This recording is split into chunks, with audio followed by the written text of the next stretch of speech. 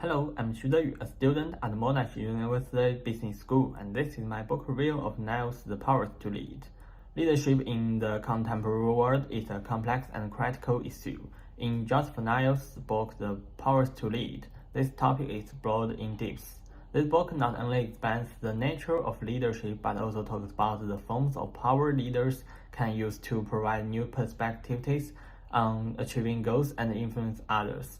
The book review will focus on the book's themes, key ideas, evaluation, and the connections to organizational behavior. First of all, the theme of this book is leadership and the source of power behind it. By analyzing different forms of power, such as hard and soft power, Nye explores how leaders use these powers to guide and influence others. He emphasizes that leadership is not only about control and command, but also about the process of attracting, persuading, and influencing. The importance of this theme is that the leaders need to use different forms of power in different situations to achieve suitable influencing and success. Then there are three main points the book presents. The first point is balance between the hard power and soft power. The book emphasizes that the balance between hard power such as military power and economic power and soft power like culture and value is crucial for leaders.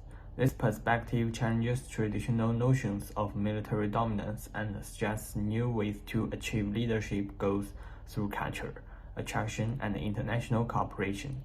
What I understand from this perspective is that leaders need to consider the use of different forms of power comprehensively to adapt to diverse situations and changes. The second point is the importance of emotional intelligence. The book emphasizes the crucial role of emotional intelligence in leadership.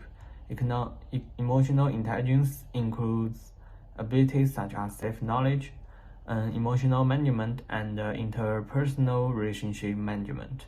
This view challenges the previous emphasis on rational and technical competence, emphasizing the need for leaders to have emotional empathy and social skill to build trust and cooperation.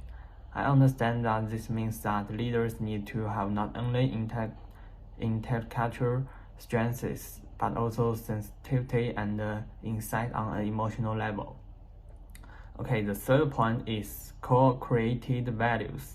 The book mentions that the leaders need to co-create and share common values with the teams.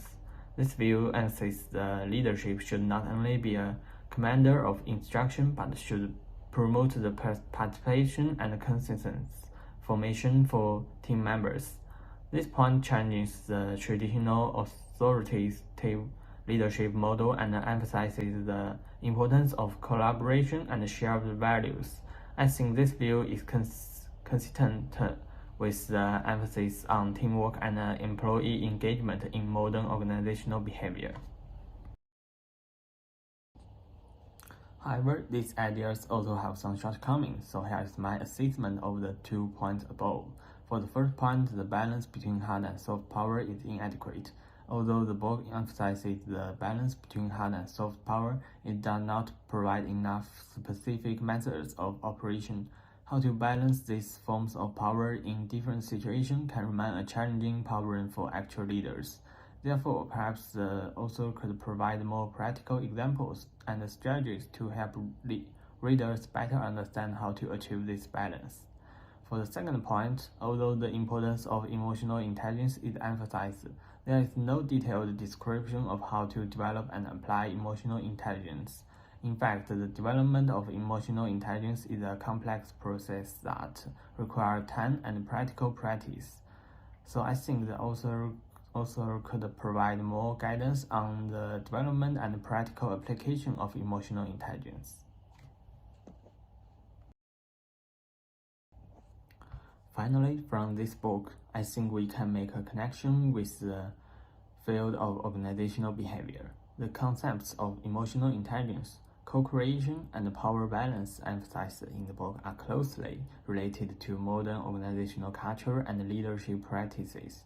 By understanding the use of different forms of power, the importance of emotional intelligence, and the power of teamwork, students of organizational behavior better equipped to deal with the real-world leadership challenges. In summary, the power to lead discusses about the multi-dimensional nature of leadership and how different forms of power affect a leader's influence. The ideas in the book offer leaders new ways of thinking, challenge conventional wisdom, and emphasize the importance of emotional intelligence and teamwork. Although the practical application of some of the ideas in the book remains to be perfected, it still provides a valuable resource for leaders and students of organizational behavior. That's all. Thank you for your watching.